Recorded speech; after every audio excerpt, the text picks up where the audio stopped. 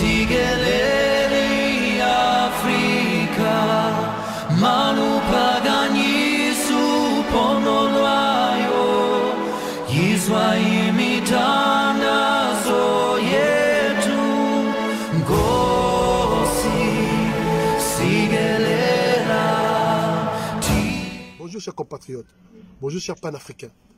Je viens aujourd'hui réagir à ce qui se passe dans le monde, mais plus particulièrement en Chine actuellement, où l'homme noir est menacé, est tapé, est ridiculisé. Nous avons tous vu ces images qui ont fait mal au cœur, qui ont fait pleurer nos mamans. Il est temps que le peuple que nous sommes, le peuple africain ou le peuple noir dans sa globalité, puisse réagir. Nous réagissons chacun de son côté, chacun dans son lieu d'existence. Aujourd'hui, il est question que nous nous levons tous comme un seul homme.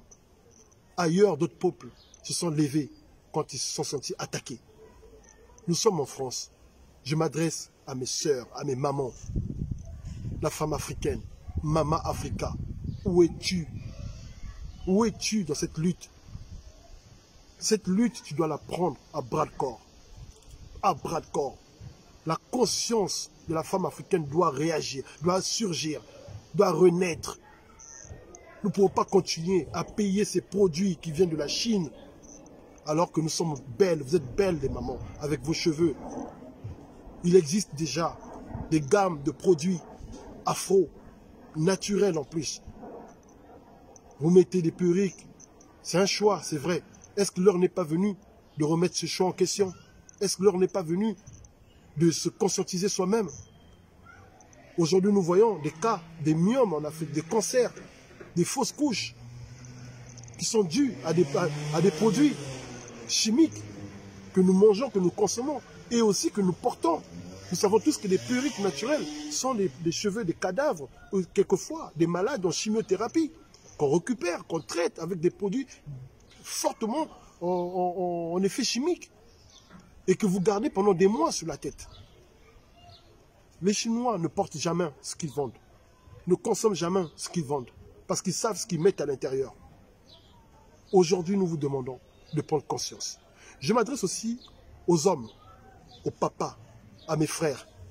Il y a un travail de conscientisation à faire dans la cellule familiale. Il faudrait parler à nos mamans et à nos enfants, à nos sœurs. Ce travail, nous devons le faire.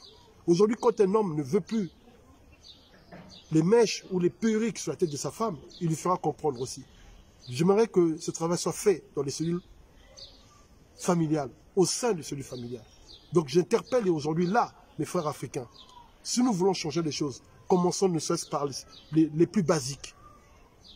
Donc, après ce confinement, j'appelle toutes les forces, les Amazones, les panafricains, rendez-vous à Château d'Eau, Château Rouge. Nous, le collectif Jeunesse Debout du Congo, nous serons tous les samedis à Château Rouge, de Château d'Eau jusqu'à Château Rouge. Nous le ferons à pied pour conscientiser, pour se mettre devant les magasins des Chinois, pour conscientiser nos sœurs, ceux qui ont encore besoin qu'on les conscientise.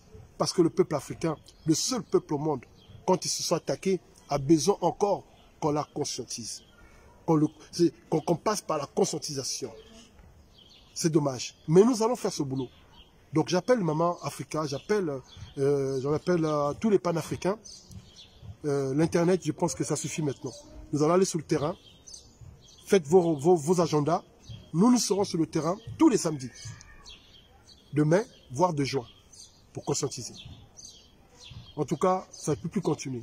Les Chinois, et comme tout le reste de la planète, doivent comprendre que le jeu a trop duré.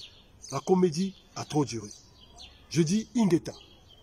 Bonjour chers amis, bonjour les amis d'Afrique, c'est toujours votre serviteur Faye Mounama, le fils de la promesse, le soldat du peuple, le combattant de la diaspora. Chers amis africains, l'heure est arrivée. L'heure n'est plus qu'aux vidéos. Le moment est arrivé de sensibiliser et de descendre sur le terrain. Pourquoi sensibiliser? Parce que l'Africain a toujours du mal à comprendre. Dès lors que nous voyons ce qui se passe en Chine, mais vous voulez nous parler du dialogue, de la diplomatie? Non, chers amis, chers Africains.